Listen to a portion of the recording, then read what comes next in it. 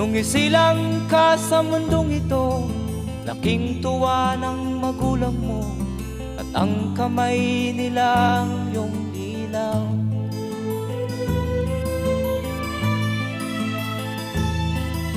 At ang nanay at tatay mo'y di malaman ang gagawin, pinamasdan pati pagtulog.